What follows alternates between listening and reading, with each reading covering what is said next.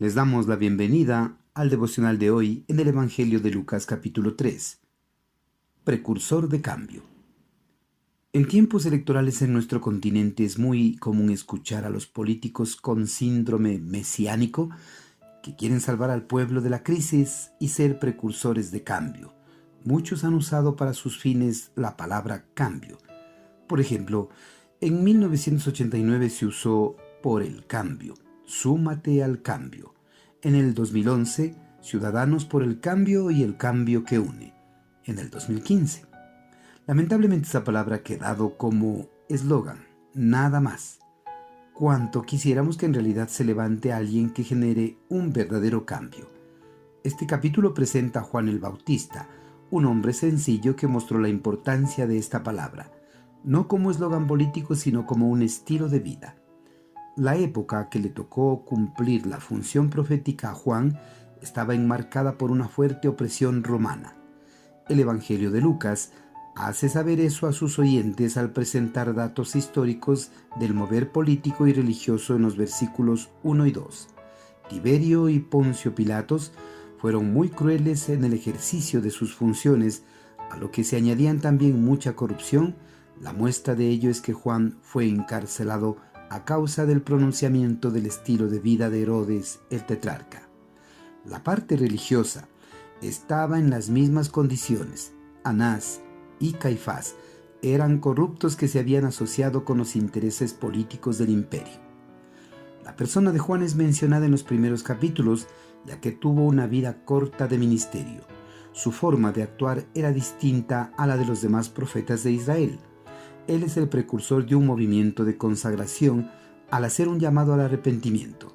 Sus palabras no contenían amabilidad, sino dureza.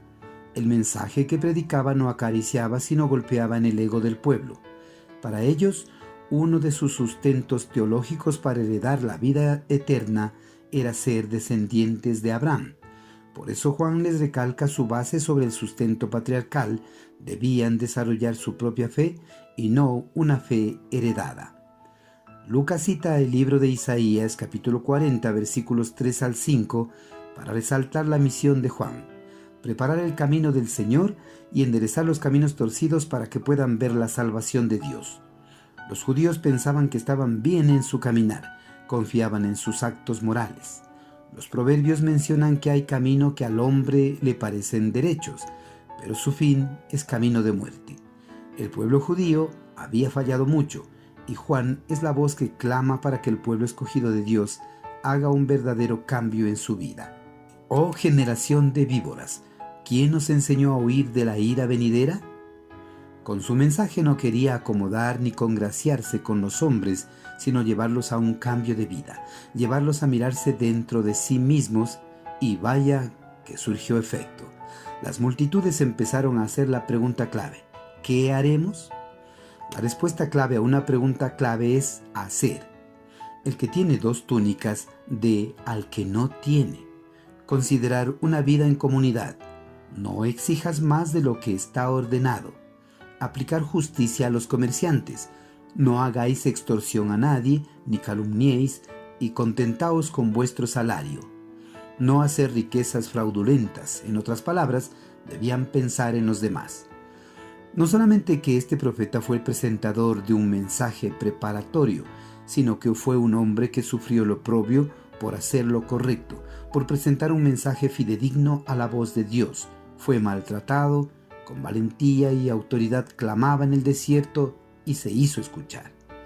Además, dio lugar a alguien con autoridad superior a la de él. Yo a la verdad os bautizo en agua, pero viene uno más poderoso que yo, de quien no soy digno de desatar la correa de su calzado. Él os bautizará en Espíritu Santo y fuego. Sin duda, era la voz que necesitaba Israel en aquella época.